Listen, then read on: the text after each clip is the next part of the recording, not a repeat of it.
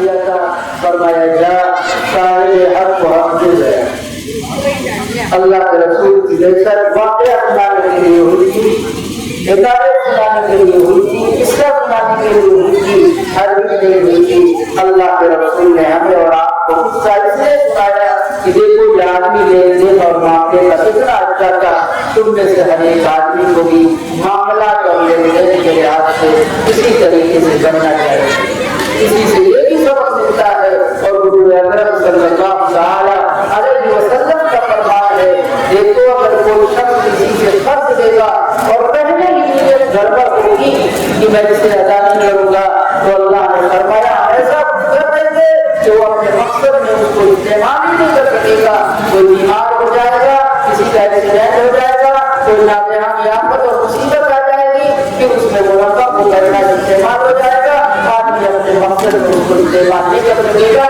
اور اگر آدمی کسی سے قرض لے گا اور اس کی ادائیگی کرنے میں نیت ہوگی ہے مولا ادا کروں گا، اللہ کے رسول صلی اللہ علیہ وسلم نے فرمایا میرے بھائیو غیر سے مدد آئے گی اور اللہ جل شانہ قرض کی ادائیگی میں اس کا انتظام فرمائیں گے، اس کی مدد فرمائیں گے، اللہ کی مدد شامل حال ہوگی۔ قرض تو لینا نہیں چاہیے، کہتے ہیں کہ القرض اقرار المحبہ، قرض محبت کی کینچی ہے، جس آدمی سے قرض تم لو گے ایک مرتبہ چھوڑ کر کے اگر اس آدمی نے دے بھی دیا تو آپ دیکھیں گے کہ پہلے والا جو ملنے کا طریقہ تھا حشاش اور بخشاش ہو کر کے جو آپ سے دیتا تھا وہ میرے بھائی طریقہ بدل جائے گا۔ اسی لیے قرض سے بچنا چاہیے، اور اگر قرض لینا پڑ جائے ضرورت ہے، جائز ہے، منع نہیں ہے، حضور اکرم صلی اللہ علیہ وسلم نے قرض لیا ہے تو اس کی جلد سے جلد ادائیگی کی کوشش کرنی چاہیے۔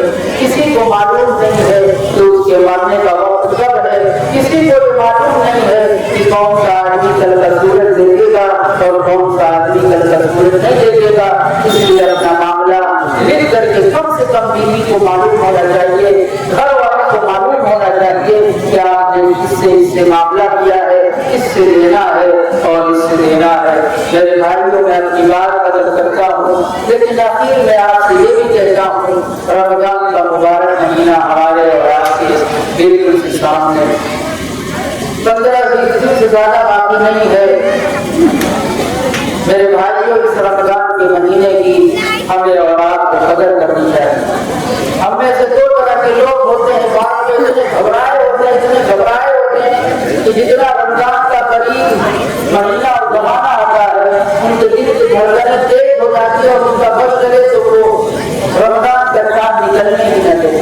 لیکن کچھ لوگ ایسے بھی ہوتے ہیں جو سراپا شوق ہوتے ہیں، انتظار کرتے ہیں، اللہ کے رسول صلی اللہ علیہ وسلم رجب کے مہینے میں ہی دعا کرنا شروع کر دیتے تھے، اللہم بارک لنا فی رجب وبلغنا شعبان ورمضان۔ اے مولا آپ نے رمضان کا مہینہ دیا، اے مولا آپ نے رجب کا مہینہ دیا، اس میں برکت دیجیے اور شعبان اور رمضان کے مہینے تک ہمیں پہنچا دیجیے۔ مولا میرے بھائیوں ہمیں اس اندر سے سوچنا چاہیے کہ کتنے لوگ تھے بیچارے جو رمضان میں پچھلے ہمارے ساتھ تھے، ہمارے ساتھ انہوں نے روزہ رکھا، تراویح پڑھی، لیکن اس رمضان میں وہ موجود نہیں ہے۔ کیا ہمارے اور آپ کے ساتھ بھی کسی نہ کسی رمضان میں ایسا ہوگا کہ نہیں؟ اس لیے رمضان کے مہینے کی میرے بھائیوں حد سے زیادہ قدر کرنے کی ضرورت ہے۔ آپ اپنا ٹائم ٹیبل بدلیے، آپ نے دنیا بہت کمائی، آپ نے اپنے دل کو ضرورت کی چیزوں سے بہت زیادہ گندا کر دیا، رمضان میں اپنے دل کو پاک کیجیے، تلاوت کا اہتمام کیجیے اور بالخصوص نماز کا اہتمام کیجیے۔ میرے بھائیوں نماز اتنی ضروری ہے، ہم نوجوان بھائیوں سے خاص طور پر اس کی ادائیگی ہوتی ہی کوتاہی۔ آپ کو معلوم ہے زکات کا فریضہ دنیا میں دیا گیا، رمضان کا فریضہ حضرت جبرائیل کے واسطے دنیا میں دیا گیا، لیکن جب نماز کا فریضہ دینا ہوا حضرت جبرائیل کو نہیں بھیجا گیا، جناب نبی کریم صلی اللہ علیہ وسلم کو آسمان پر بلا کر کے تحفہ دیا گیا۔ کیا آپ سمجھتے ہیں کہ اللہ اس فریضے کو دنیا میں حضرت جبرائیل کے واسطے سے بھیج نہیں سکتا تھا؟ بھیج سکتا تھا، لیکن ہمارے اور آپ کے دل میں اس کی اہمیت جانی تھی، صرف اس لیے اللہ جل شانہ نے حضرت جبرائیل علیہ السلام کو نہیں دیتا، بلکہ براہ راست اللہ نے اپنے رسول کو بلایا، پھر اس کے بعد بھی دھوکہ دیا۔ اور آپ کو معلوم ہے کہ ہم سے 5 نماز ادا نہیں ہوتی، اصل جو حضور کو نماز ملی تھی کتنی نماز تھی؟ وہ 50 نماز تھی۔ اللہ کے رسول کی عنایت ہے کہ اللہ کے رسول سے فرمایا جاؤ تمہاری امت 5 نماز پڑھے گی، لیکن نماز کا ثواب 5 کا نہیں ملے گا۔ کتنے کا ملے گا؟ 10 کا ملے گا۔ اقدار جو ہم نے کم کر دی، لیکن ہم نے ثواب کم نہیں کیا ہے۔ 5 پڑھے گی لیکن ثواب کتنے کا ملے گا؟ میرے بھائیوں، آدمی بیمار ہو روزے کے بارے میں اختیار مل جاتا ہے، جب ٹھیک ہو جانا تب روزہ رکھ لینا، لیکن نماز کی اہمیت کا اندازہ لگائیے کہ نماز کی حالت میں نماز نہیں ہوتی۔ نماز کے بارے میں حکم یہ ہے کھڑے ہو کر کے پڑھ سکتے ہو بیماری کی حالت میں۔ ہم لوگ کتنی آسانی سے قضا کر دیتے ہیں، نیند آ رہی ہے، سر میں درد ہے، جہاں صورت حال یہ ہے کہ شریعت کا حکم یہ ہے کہ کھڑے ہو کر کے نماز پڑھ سکتے ہو، کھڑے ہو کر کے پڑھو، بیٹھ کر کے پڑھ سکتے ہو، بیٹھ کر کے پڑھو، بیٹھ کر کے بھی نہیں پڑھ سکتے، لیٹ کر کے پڑھ سکتے ہیں، اشارہ کر کے بھی پڑھ سکتے ہیں، کھڑے ہو کر کے پڑھو، نہ ہو سکے تو بیٹھ کر کے پڑھو، بیٹھ کر کے نہ پڑھ سکتے ہو لیٹ کر کے پڑھو، لیکن جب تک بھوک آواز آتی ہے عقل ٹھکانے ہے، دماغ ٹھکانے ہے۔ کسی آدمی کو نماز چھوڑنے کی بات، نماز کو قضا کرنے کی بھی اجازت نہیں ہے۔ سر میں درد ہو گیا، نیند آ رہی ہے، اٹھ کے اکٹھا پڑھنے کے لیے نماز قضا کرنا ہے۔ شریعت کا حکم یہ ہے کہ آپ کو بہرحال ادا کرنا ہے۔ آدمی جب سفر کرتا ہے، شریعت کا حکم یہ ہے روزہ چاہو رکھ لو، یا بعد میں جب گھر پر پہنچنا یا ٹھکانے پر پہنچنا سب جا کر کے اس روزے کی قضا کر لینا۔ کیا نماز کے سلسلے میں بھی یہی معاملہ ہے کہ نماز چھوڑو بعد میں پڑھیں گے؟ فرمایا ہے چار کی جگہ دو پڑھنا ہے، لیکن حالت سفر میں بھی کرنا۔ کیا آپ کو ہم کو اس سے نماز کی اہمیت سمجھ نہیں آتی؟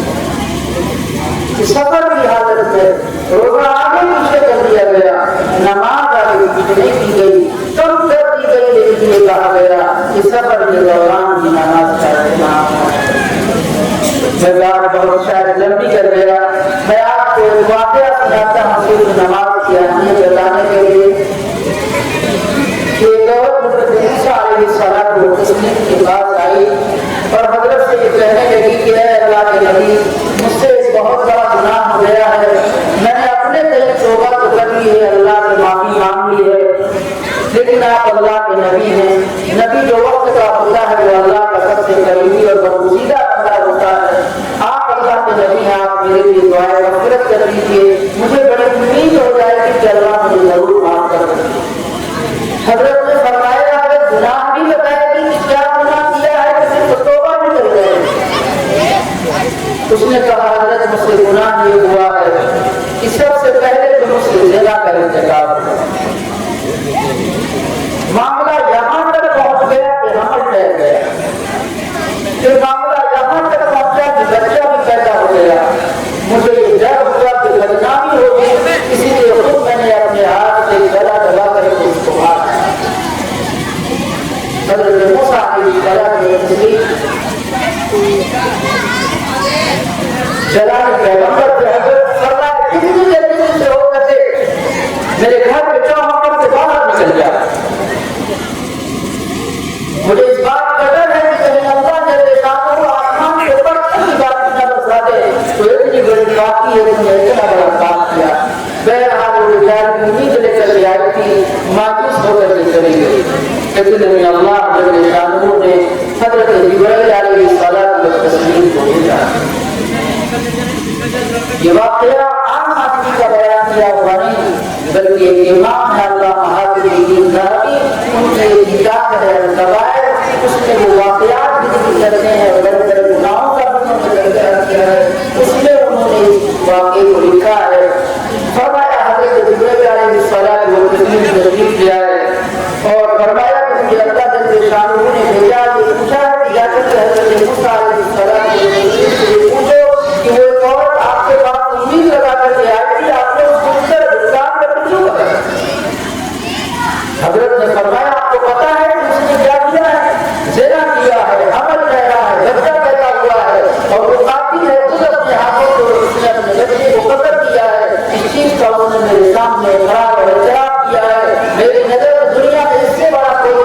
نہیں ہو سکتا، اس سے بڑا کوئی گنہگار نہیں ہو سکتا، اس سے بڑا کوئی مجرم نہیں ہو سکتا۔ مجھے تو اس بات کا یہ ڈر ہوا، اندیشہ ہوا کہ کہیں اللہ کی طرف سے پتھروں کی ہمارے اوپر بارش نہ ہو جائے، اس لیے میں نے اس کو بتا دیا۔ حضرت جبرائیل نے بڑے اطمینان کے ساتھ فرمایا اللہ جل شانہ نے مجھے بھیجا ہے تمہیں یہ بتانے کے لیے کہ جا کر حضرت موسیٰ سے کہہ دو یہاں دنیا میں اس سے بھی بڑے پاپی رہتے ہیں، ہر گھر میں رہتے ہیں، ہر روڈ پر رہتے ہیں، ہر نقطہ پر ملیں گے، ہر گھر سے ملیں گے۔ حضرت موسیٰ علیہ السلام کو تسلیم بچارے حیران مشتر ہو کر رہ گئے کہ اس سے بھی بڑا کوئی پاپی ہو سکتا ہے، اس سے بھی بڑا کوئی مجرم ہو سکتا ہے، اس سے بھی بڑا کوئی گنہگار ہو سکتا ہے جس نے یہ کام کیا۔ حضرت جبرائیل علیہ السلام کو تسلیم نے اللہ کا حوالہ دیتے ہوئے جواب دیا کہ اللہ نے فرمایا ہے جا کر حضرت موسیٰ سے کہہ دو اس سے بڑا پاپی مجرم اللہ کا بندہ مبلی ہے جس کو اللہ نے طاقت دی ہے، جس کو اللہ نے صحت دی ہے، جو اپنے ہاتھوں سے چیزوں کو پکڑ سکتا ہے، آنکھوں سے چیزوں کو دیکھ سکتا ہے، پیروں سے وہ چل کر کے مسجد پہنچ سکتا ہے، لیکن اس کے باوجود وہ جان بوجھ کر کے نماز پڑھتا ہے۔ وہ 100 سے بھی زیادہ گنہگار ہے۔ میرے بھائیوں سوچیے کتنے ہمارے سماج اور معاشرے میں ایسے لوگ رہتے ہیں، ایسے نوجوان رہتے ہیں کہ ان کو یہ معلوم ہے نماز پڑھنا فرض ہے عاقل اور بالغ پر، لیکن اس کے باوجود بھی ان کی زندگی میں سرے سے نماز بھی نہیں ہے۔ یاد رکھنا اللہ کے رسول نے فرمایا ہے حدیث میں الکیس من دان نفسہ وعمل لما بعد الموت۔ دیکھو دنیا کا عقلمند وہ ہوتا ہے کہ جو دنیا میں کوئی قدم اٹھاتا ہے تو اس کے پیش نظر آتے ہیں۔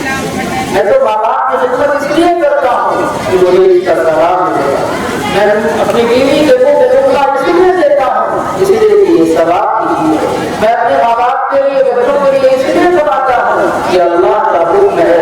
فرمایا وَلَعَلِمَ مَنْ أَتْبَعَ نَفْسَهُ هَوَاهَا وَتَمَنَّى عَلَى اللَّهِ۔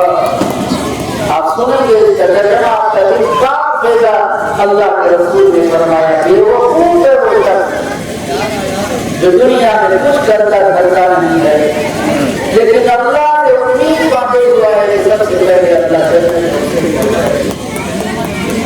کیا جو آدمی نماز نہیں پڑھتا وہ سمجھتا ہے کہ وہ جہنم میں جائے گا؟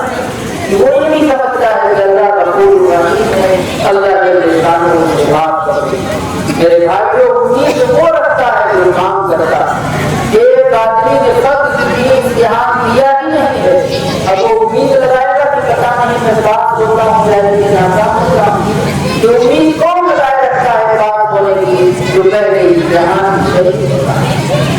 آپ اعمال کیجیے امید لگائے رکھیے، انشاءاللہ ہمارا عمل جیسا جیسا ہے لیکن اللہ جل شانہ سے قبول کرے۔ بیٹی پیدا ہوگی یا نہیں پیدا ہوگی، پیداوار انشاءاللہ اچھی ہوگی، کون امید لگائے رکھتا ہے؟ جس نے بیج ڈالا ہو، سچائی کی ہو، کھیت میں دانا ڈالا ہو، کیا وہ شخص بھی کھیت کے اچھے امید رکھتا ہے کہ جس نے سینے سے کھیتی نہ کی؟ اعمال کیجیے پھر اللہ سے میرے بھائی امید رکھیے۔ جو آدمی اللہ کے رسول نے فرمایا کھیتی اس نے کی ہی نہیں اور امید لگائے رکھا ہے کہ کھیت اچھا ملے گا، درخت لگایا ہی نہیں اور امید لگائے رکھا ہے کہ درخت ہمارے بارے میں اگے گا اور اچھا ملے گا، فرمایا دنیا میں اس سے بڑا کوئی بیوقوف ہو نہیں سکتا۔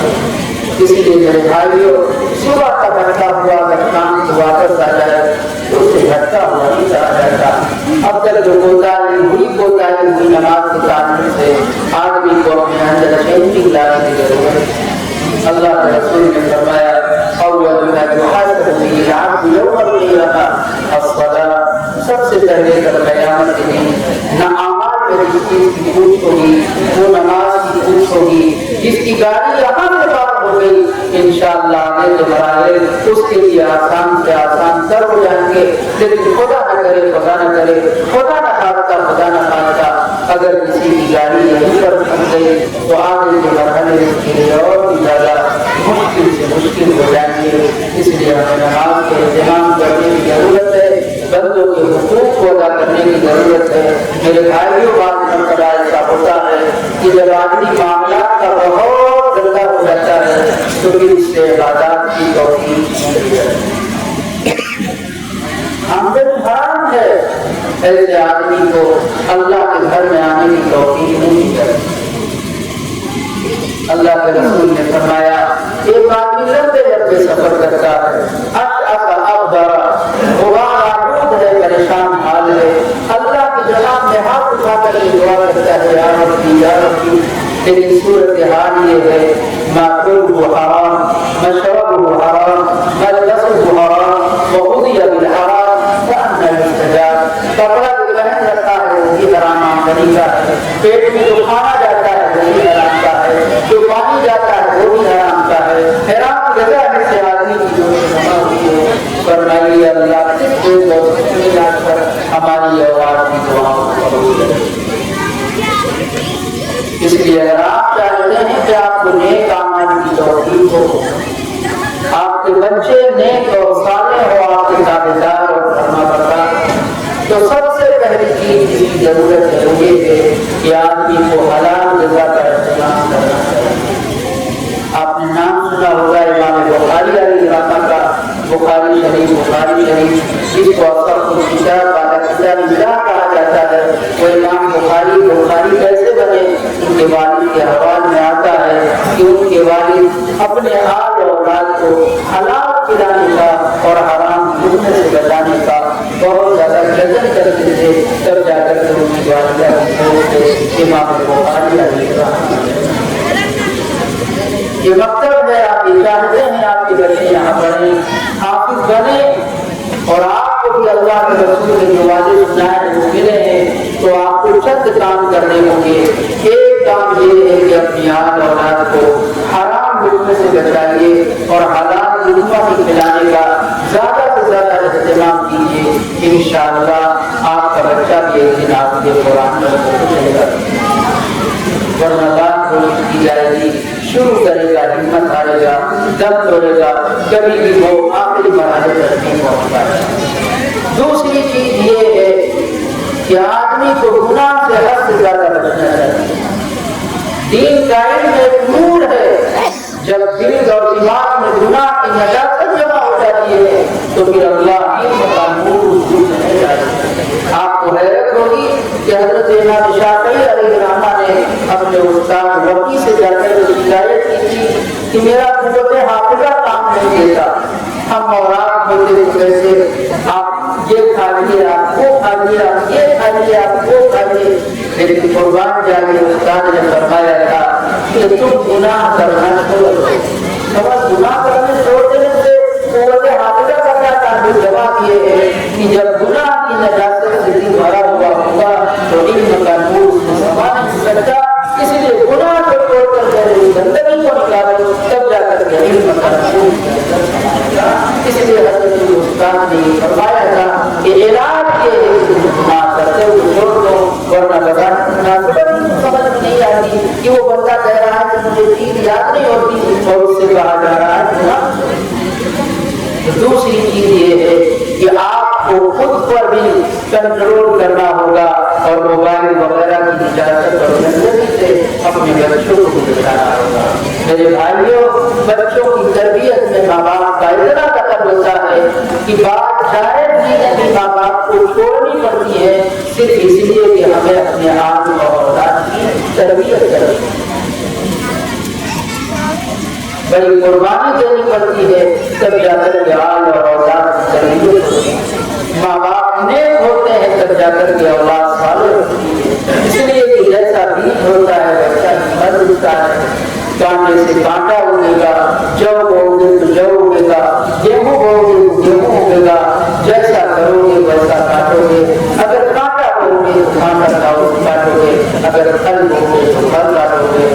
اللہ جل شانہ ہمیں ان سب باتوں پر عمل کرنے کی توفیق نصیب فرمائے، آنے والے رمضان کے مہینے کی زیادہ سے زیادہ قدر کرنے کی توفیق نصیب فرمائے۔ اس جلسے کے انعقاد میں جن لوگوں نے بھی دور سے قریب سے واسطہ ڈائریکٹ انڈائریکٹ کسی بھی طریقے سے حصہ لیا، اللہ ان کے رحم و رحمان سے زیادہ اپنے شاعر بدلہ نصیب فرمائے۔ جو بیچارے اس مکتب کو چلاتے ہیں ان کی ذمہ داریاں ہوتی ہیں، اور جو لوگ اس مکتب کا کسی بھی طریقے سے تعاون کرتے ہیں، دامے کرتے ہیں، گرنے کرتے ہیں، سکھنے کرتے ہیں، رائے مشورے کے ذریعے کرتے ہیں، اپنے بچوں کو بھیج کر کے کرتے ہیں، اللہ جل شانہ ہر ایک کو ان کے وہاں ایمان سے زیادہ اپنی شایع نشان بدلہ نصیب فرمائے۔